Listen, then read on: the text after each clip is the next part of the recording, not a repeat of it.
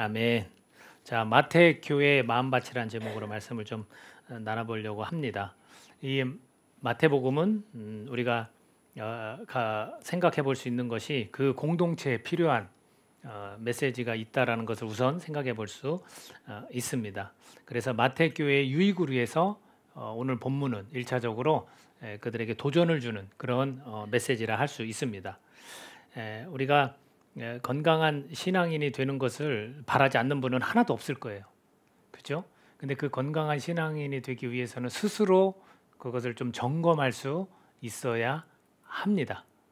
내가 내 신앙을 점검하지 않으면 내가 지금 상태가 어떤지를 사실은 잘 모를 수 있다라는 거죠. 우리 건강 검진을 하잖아요. 왜 합니까? 나의 건강을 체크해서 내가 좀 더 건강하게 지내려고 하는 거죠. 자동차 검사도 하잖아요. 우리가 그것도 마찬가지죠. 그걸 검사를 해서 수리를 하고 안전하게 잘 타고 다니기 위해서 그렇게 하죠. 신앙도 마찬가지죠. 우리가 점검을 해서 내가 건강한 신앙인의 모습으로 살아가야 한다는 거죠. 그래서 이 마태교회도 이런 점검이 필요함을 주님께서 말씀해 주시고 있고, 그 중심에는 어떤 내용이 있냐면, 자, 마태교회 너네 신앙인으로서 마음밭이 어떤지에 대해서 지금 주님께서 도전을 하고 계십니다. 던져진 질문이 바로 그거예요.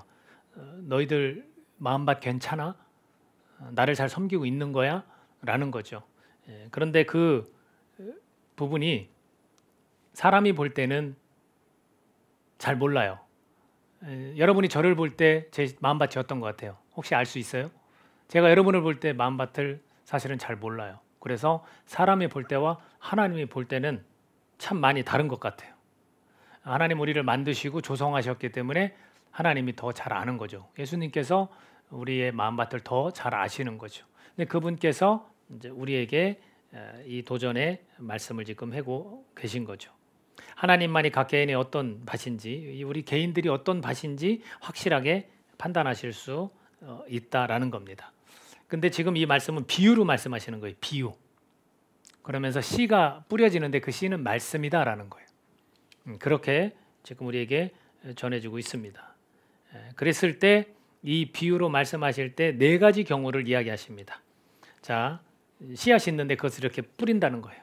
쭉 뿌려요. 그러니까 여기서 제가 씨앗을 두고 이렇게 던진다면 어느 거는 소파 위로 가고, 어떤 거는 요 무대 위에 있고, 어떤 거는 또 저쪽 뒤쪽으로 가고, 다양하게 갈 거 아니에요. 어떤 건 의자에 올라가기도 하고 그럴 거 아닙니까? 그랬는데 네 가지를 이야기합니다. 첫 번째는 어디에 떨어졌습니까? 길가에 떨어졌다는 거예요. 여러분이 이렇게 넓은 밭을 생각하시면 될 것 같아요.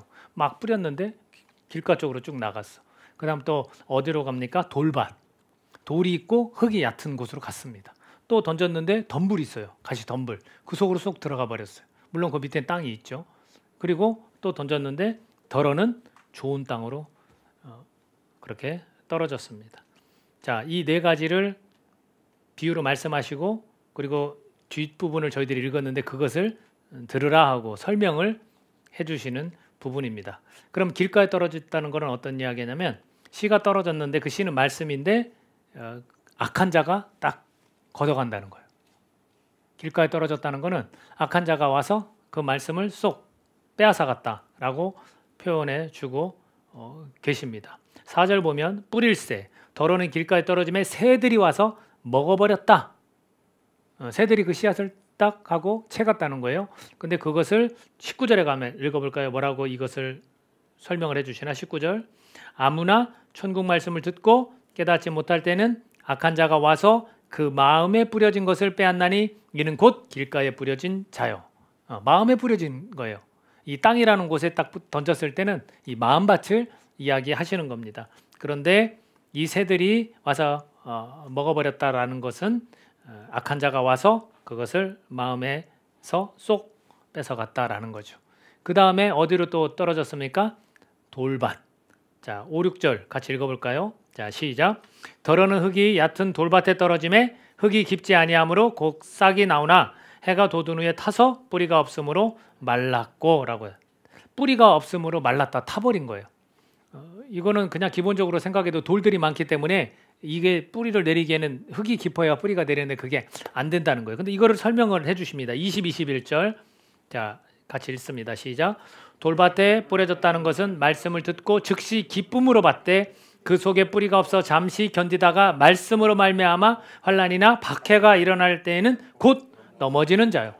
자, 돌밭에 던져진 거는 이제 너무 기뻐. 오늘도 우리가 예배를 드리면서 말씀을 접하면서 와, 저 말씀 오늘 나에게 너무나 기쁜데 아멘 하고 막 받았지만 이 말씀 때문에 나에게 어려움이 와.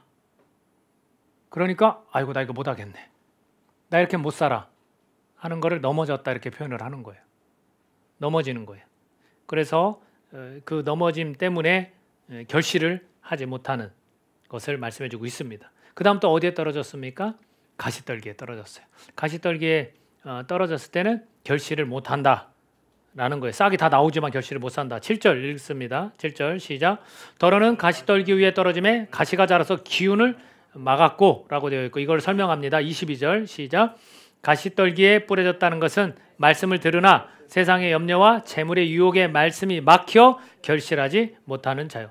다 과정을 잘 거쳤는데 가시가 자라서 기운을 막은 것처럼 내가 세상의 염려 때문에 재물의 유혹 때문에 막혀버린 거예요. 지금 잘하고 있고 결실하려고 하는데 막힌 거예요. 그리고 마지막 이 씨는 어디로 떨어졌냐면 이제 좋은 땅에 떨어졌어요. 8절에 보면 더러는 좋은 땅에 떨어짐에 어떤 것은 100배, 어떤 것은 60배, 어떤 것은 30배 결실을 하였느니라 라고 되었어요. 자, 이것을 설명하신 부분이 23절입니다. 같이 읽겠습니다. 좋은 땅에 뿌려졌다는 것은 말씀을 듣고 깨닫는 자니 결실하여 어떤 것은 100배, 어떤 것은 60배, 어떤 것은 30배가 되느니라 라고 되어 있습니다. 자, 이것은 깨닫는 자예요. 이제 씨가 딱 떨어져서 마음밭에 떨어져서 아, 이거였구나. 하나님 말씀이 이거였구나 하고 깨닫는 자는 다 결실을 한다라고 표현하고 계십니다. 이것을 비유로 하고도 어느 누구에게인가는 이걸 설명해 주셨어요. 쉽죠? 너무 쉽지 않아요? 별로 안 쉬운가 보네. 이게 쉬워요. 근데 누구한테는 비유로 해서 못 알아듣게 하고 누구한테는 비유로 했다가 설명을 해주는 거예요. 요거는 조금 잠시 후에 제가 뒤에서 좀 언급을 하겠습니다. 자, 얘들 결실 100배, 60배, 30배 이건 뭘 말하는 걸까요?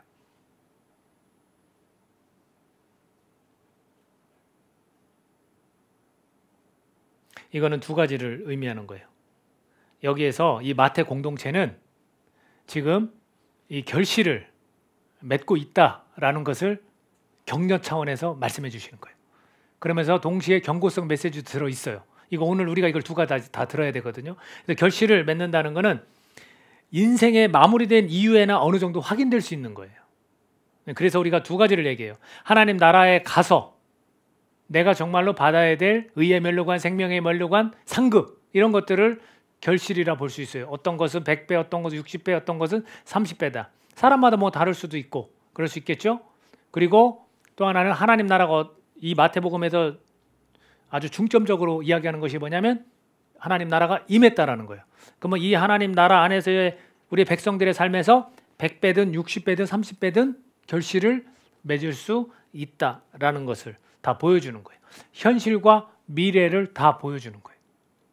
근데 우리는 나 그냥 영원한 나라 가서 거기서 뭐 상급 받지 이렇게만 해서도 안 되고 야, 이 땅에 하나님 나라가 임했으니 이 땅에서 내가 100배, 60배, 30배 결실을 맺을 것이다만 해서도 안 되는 거예요.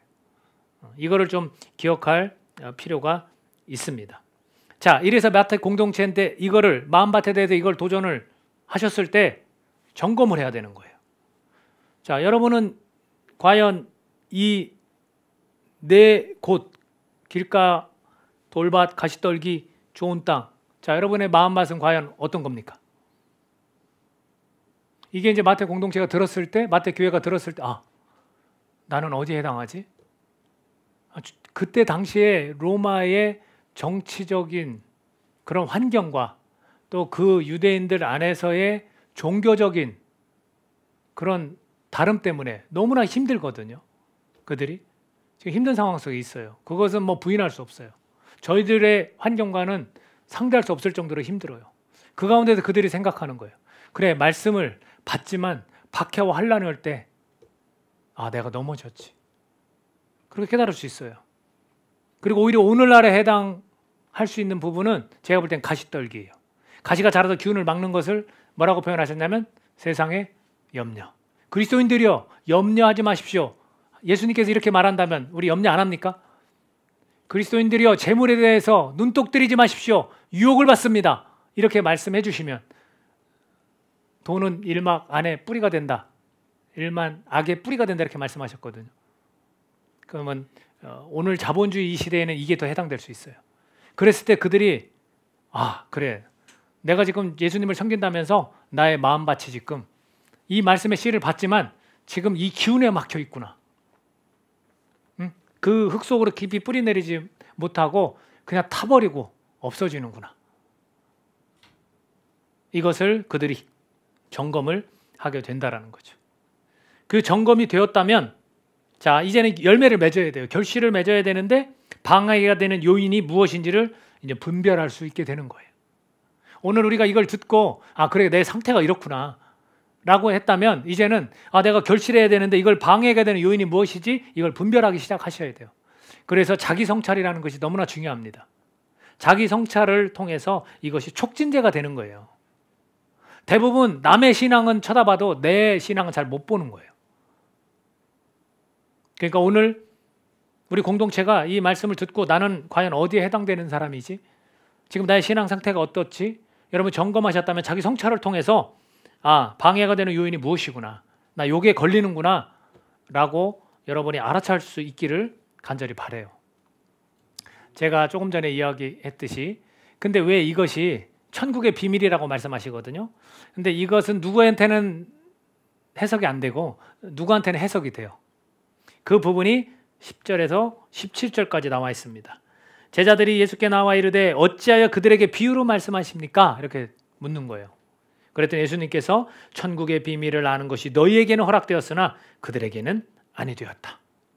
즉 바리새인과 서기관에 관한 이야기를 계속 하셨거든요. 그 유대인들에 대한 종교인들에 대한 이야기예요. 그들에게는 허락되지 않았다라는 거예요. 무릇 있는 자는 받아 넉넉하게 되되 없는 자는 그 있는 것도 빼앗기리라.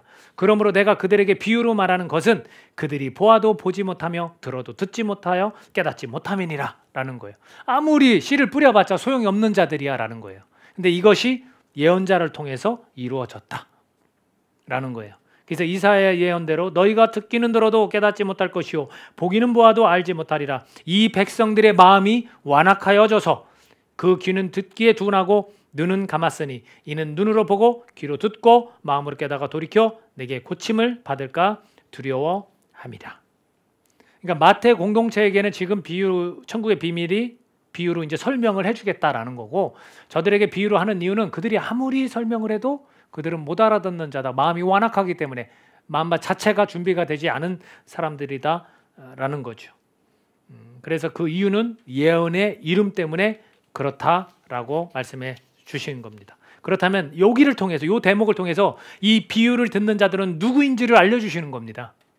마태 공동체 니네 나를 섬긴다는 니네 마태교회 니네가 누군지 알아? 라는 걸 들려주시는 거예요. 자, 그 부분이 16절 이렇게 되어 있습니다. 그러나 너희 눈은 봄으로 너희 귀는 들음으로 복이 있도다. 복이 있다는 거예요. 자, 17절 내가 진실로 너에게 이르노니 많은 선지자와 의인이 너희가 보는 것들을 보고자 하여도 보지 못하였고 너희가 듣는 것들을 듣고자 하여도 듣지 못하였느니라.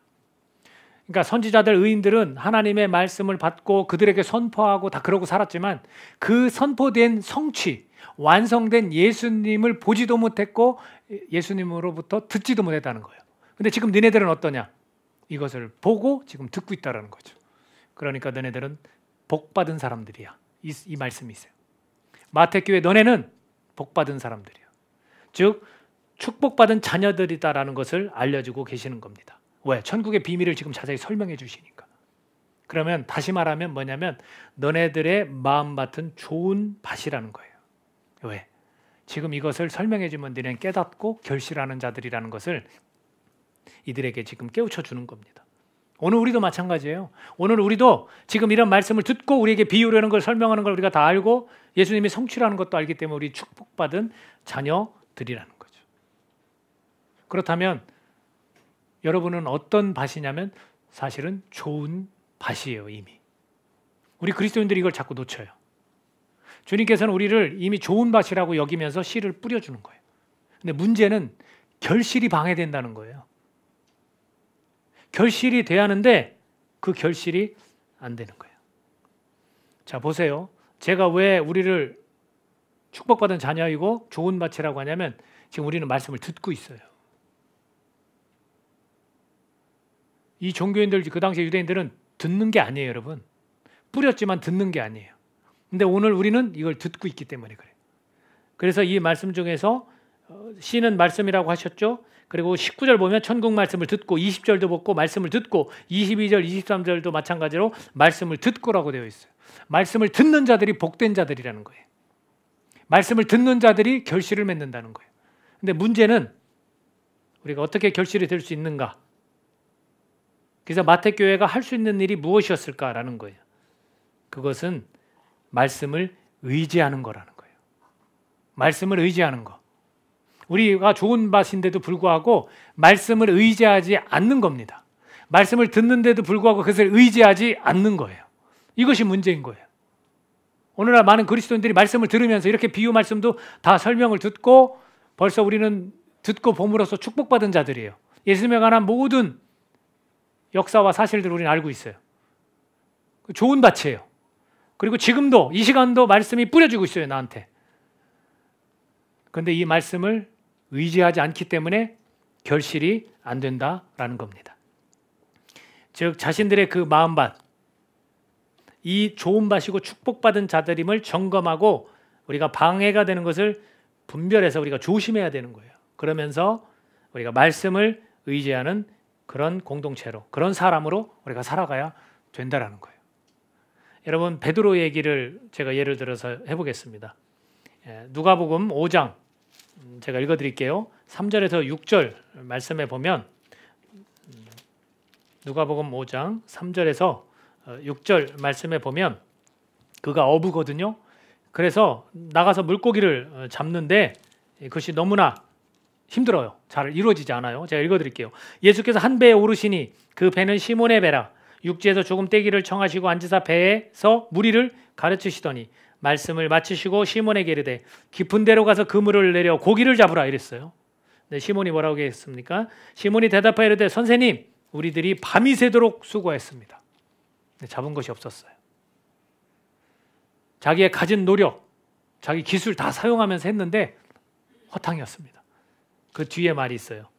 잡은 거는 없지만은 말씀에 의지하여 내가 그물을 내리리이다.